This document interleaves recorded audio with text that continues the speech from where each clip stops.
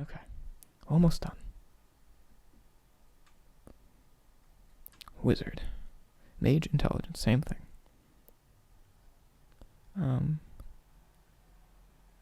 It now has prepared casting, so I think almost everyone has prepared casting now. Cantrips look the same. Everything else looks fairly the same. Okay. You can now use your spellbook as a spellcasting focus. New spellbook. Oh, okay. Academic. Move from first to second. Memorize. Modify. Create. Spell mastery. Signature spell. Okay. Basically, not much has changed except for those spells that we saw that seems wizards will just be getting. D6. 4. Intelligence, wisdom. Arcana, history, insight, investigation, medicine, religion. Simple weapons altogether. Tools, none. No armor. Okay. Spellcasting looks to be about the same. Prepared spells. Okay, that looks to be the same. Wizard's spellbook. Your wizardly apprenticeship culminated in the creation of a unique book, your spellbook. It is a tiny object that weighs 3 pounds and it contains 100 pages, each of which can hold a spell. This magic book holds the wizardly spells you know, and it is a repository for your arcane findings. Writing in a magic cipher using the spell scribe spell. Okay, so previously it was in this sidebar, which was fairly important. That how the book worked. I don't know why it wasn't in everything, but now it's just a spell, which I think could be better, especially since it's a cantrip. Book is valid. Your spell known spells. Your spell book contains the spells you know, first level and higher. It starts with the following spells: Scribe spell and 6 other first level spells of your choice from the arcane spell list. Instead of choosing spells, you can have your book contain the following spells. Yeah. On your adventure, you might find other spells. Use Scribe spell. Ritual caster. Creating another book. Book's appearance. Okay. Looks to be the same as the sidebar. Academic, which is completely new.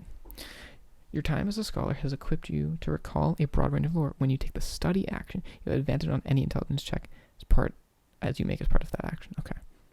So you're just better at knowing things. Arcane recovery, which is moved. You'll learn to regain some of your magical energy by studying your spellbook. When you finish a short rest, you can choose expended spell slots to recover. Spell slots can have a combined level that is equal to or less than half your wizard level. Then can be above 6. Looks to be about the same. Subclass, feat, memorize spell. In your magical research, you have unlocked the secrets of memorize spell and add that spell to your spellbook. Modify spell, create spell.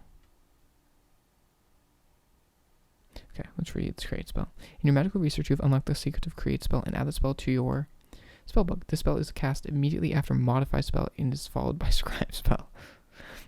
If you complete the trio of spells, you create a spell of your own. Okay. It's a very not even that convoluted, but it's just odd the way you have to cast 3 spells to have this one effect. But I understand why it's that way, because each one on its own does something useful, but then combining them all together is even more useful. I wonder if there'll be more things like that, where if you cast this spell and then use a reaction to cast this spell, it does even more. We will have to see. Spell mastery. You've achieved such mastery over certain spells that you can cast them at will. Choose the first level and second level, that are in your spellbook. You can cast those spells at their lowest level, without expending a spell slot when you have them prepared. If you want to cast either spell at higher level, you must expend the spell slot, and you can exchange them every 8 hours. Oh, that was the same as before. Okay. Feat, signature spells. You can mastery over 2 powerful spells.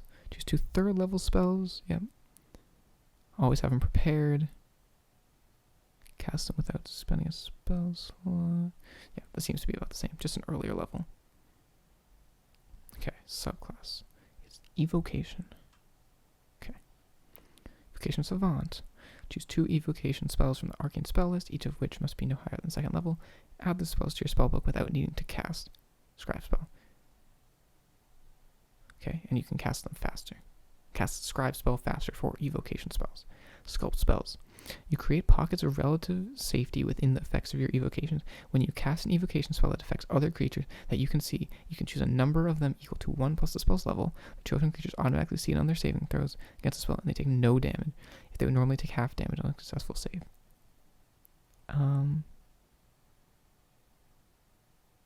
Seems about the same. Still fairly good. Potent cantrip. Your damaging cantrips affect even creatures that avoid the brunt of the effect. When you cast a cantrip of a creature and miss, no additional damage. Seems the same. Empowered evocation seems to be about the same. And then overchannel, increase power of your spells. When you cast an arcane, first level through 5th, you can deal maximum damage. And every time after. Yep, that looks to be exactly the same. Okay, now we're on to the rules grossly, which I don't think I'm going to go through because this has been nearly a 2-hour-long video. And I have my opinions. I am excited to see where everything goes. I am not as scared as I may have once been about what would be coming for the next edition of D&D. There are still some things that I'm questioning. I think overall everything is much more balanced and much more enjoyable, especially the fact that weapon mastery is a thing now.